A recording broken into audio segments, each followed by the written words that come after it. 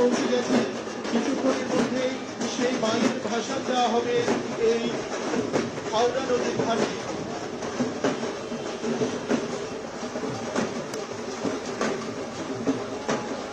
স্বর্গীয় মাখনলাল সাহার বাড়ির 108তম দুর্গোৎসবের মায়ের ভাষণ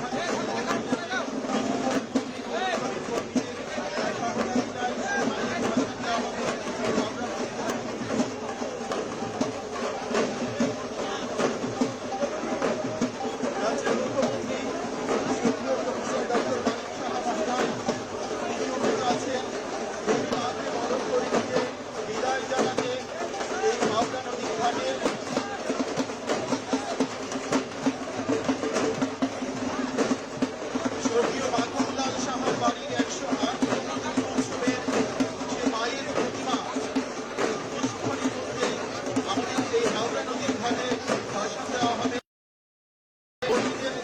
অত্যন্ত পরিশ্রম এবং সহযোগিতায় সমস্ত মাকে অর্থাৎ দেবী প্রতিমাকে আমরা ভাষণ দিচ্ছি আমাদের এই হাওড়ার ঘাটে। স্বর্গীয় মাখনলাল সাহার বাড়ির 108তম দুর্গোৎসব আমাদের রাজ্যের মাননীয় মুখ্যমন্ত্রী প্রফেসর ডক্টর মানিক সাহা মহোদয়ের বাসভবনের এই পুজো প্রতি বছর অনুষ্ঠিত হয়। আমরা জানি আজ এই মুহূর্তে আমাদের দর্শনী ঘাট হয়েছে আমাদের এই স্বর্গীয় মাখনলাল সাহা বাড়ির দুর্গোৎসব দুর্গা প্রতিমা।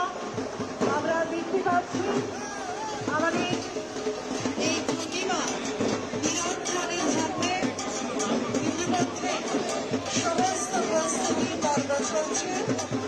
মাননীয় মুখ্যমন্ত্রী পরিবারে অনেকে এই সুন্দর মুহূর্তে সামিল হয়েছে। আমরা দেখতে পাচ্ছি